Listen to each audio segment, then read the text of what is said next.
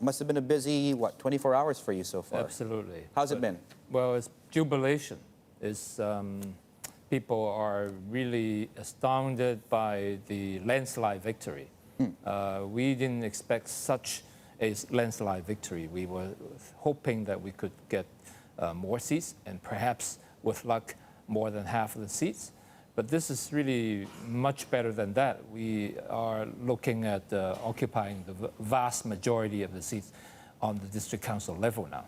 Now, I guess perhaps for some of our viewers who might not be as familiar, of course, with the sort of structure, political structure here in Hong Kong, the elections were for council elections, the lowest rung, if you will. So overwhelming turnout, looks like you guys are going to get a majority.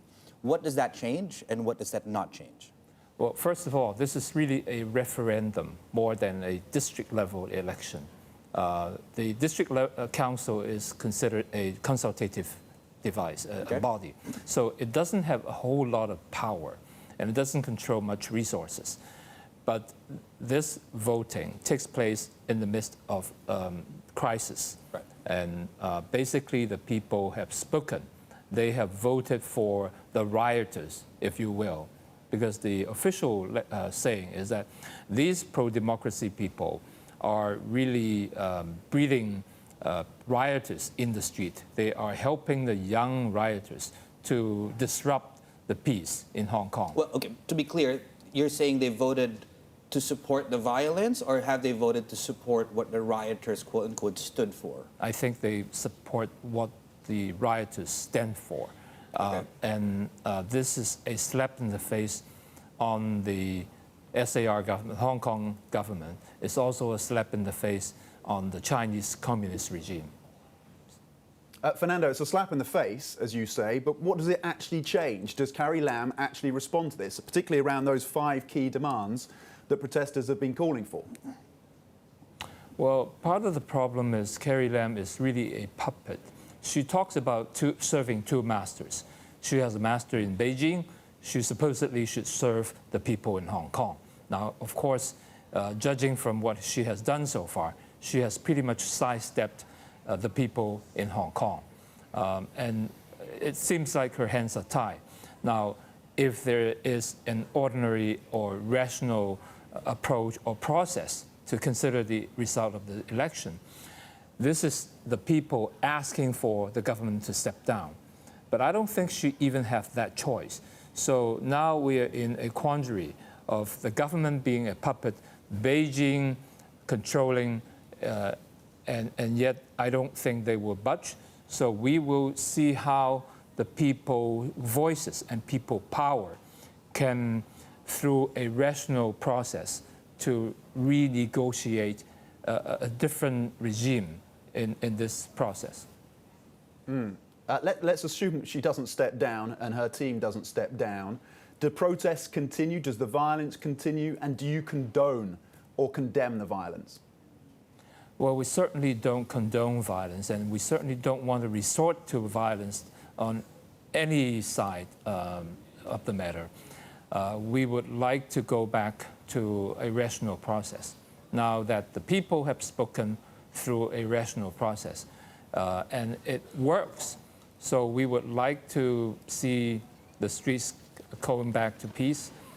We would like to use the institutions, the rational process, to renegotiate with the government now. Now, should the government reject all that, should the Chinese communists reject all that, then nobody can guarantee that we won't return back to the street violence. So in terms of, you brought it up, compromise and negotiate. Are you prepared to renegotiate that list of all 5, not a single one less, in terms of the demands? Which of those things do you think you could live without? Now, we have set these demands on the table. Right.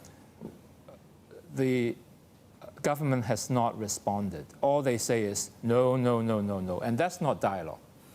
A dialogue takes place when she say, okay, let's talk about your 5 demands and let's see what we can do to achieve these goals. Then we can start the negotiation. In politics, in reality, we all have to compromise, but it is the other side that hasn't moved an inch. So this voting result, hopefully, will urge the Chinese communists to come back to the table. Fernando, where does this take us in terms of universal suffrage, do you think? Well, this is a loud and clear voice asking that universal suffrage has to come back. Technically, we are going to take back the 117 seats in the election committee. If you look at the result of the last election, chief executive election, Carrie Lam has 777 seats. The other candidates have more than 400 seats. So adding these 117 seats, we are talking about coming closer to what Beijing can control in the election. And therefore, we are coming closer to put a threat to the election process of the chief executive. I'm sure that the Chinese communists has to come back to the table to negotiate the whole thing. Otherwise, they're looking at even a possibility of losing as is with the existing mechanism. Right, okay. One of my, I wouldn't say favorite question, one of my go-to questions. You look longer term, 2047, right? And you mentioned universal suffrage. Hong Kong has never had universal suffrage. So there's no reason for it to come back. But that being said, is there a hope that you should get that Hong Kong should get that, when in 2047, as things stand, all of these things go away? Well, no, David. Universal suffrage has been promised to the Hong Kong people. It's been promised, okay. It's written in the basic law. Okay. It's written in the mini constitution of Hong Kong. So how can anyone say we cannot have universal suffrage? It is written in the joint declaration. So this is not like we are asking for more. This whole movement has been a defensive movement saying to the Chinese communists that what you have promised to us, you have to deliver.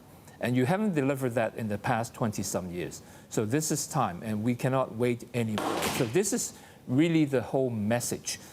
We're not being greedy, or we're not trying to break the one country, two systems. We're only trying to maintain what has been promised under that framework. Fernando, do you want Trump to sign off on this amendment, this bill, this amendment to the 1992 law in the US?